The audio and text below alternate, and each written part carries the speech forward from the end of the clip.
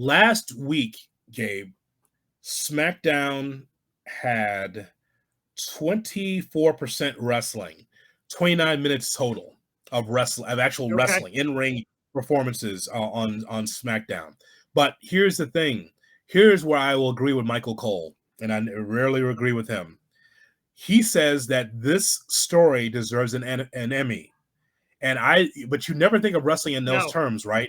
It's about soap operas, it's about TV shows. He goes, who's doing better TV than we are on cable? And he's right. He's right. This stuff goes to Vanderpump Rules and it goes to Real Housewives and all these other shows, right? But who's doing better TV than them? Michael Cole is right. He believes that this stuff is Emmy Award winning.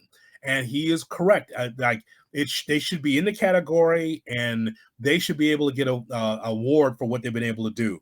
There's no doubt that they deserve more. Now, look, it's Madison Square Garden, so big things happen, right? Mm-hmm. You would think like you want big matches in Madison Square Garden, but you know what? This was so hot, it could have been the whole 2 hours because it told a great story, beginning and end, to lead us to a possibility of again Jey Uso against Roman Reigns. I got no problem with it. I had zero problem. I mean, because of the way my brain works, and being a radio host, so you're trying to be conscious of clocks. You know, it's just kind of peek behind the curtain when you're hosting a radio show because you want to hit your marks. You want to hit, okay, we have to break by this time. That way we have this much time for that, break by this time.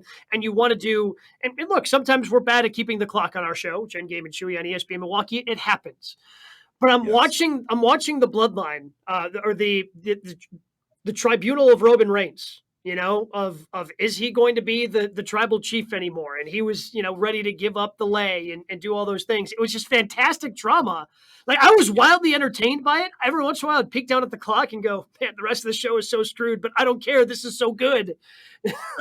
Like, I was into it. So I don't think that the Bloodline was too much this past Friday. And the other thing is, like, Roman Reigns has done such a good job in this tribal chief role. And again, tip of the cap to him. I know it bothers some wrestling fans, and at times I'll admit it does bother me that you have your biggest champion not around all the time. Mm-hmm. So when he is around, why not have something like this where you can blow it out? He's there. Take advantage of him being there and do what you did on Friday. It's, you end up feeling sorry for some of the other things that end up getting cuts. But look, you got to put what's best for you on TV, and this is what's the best thing in the WWE right now.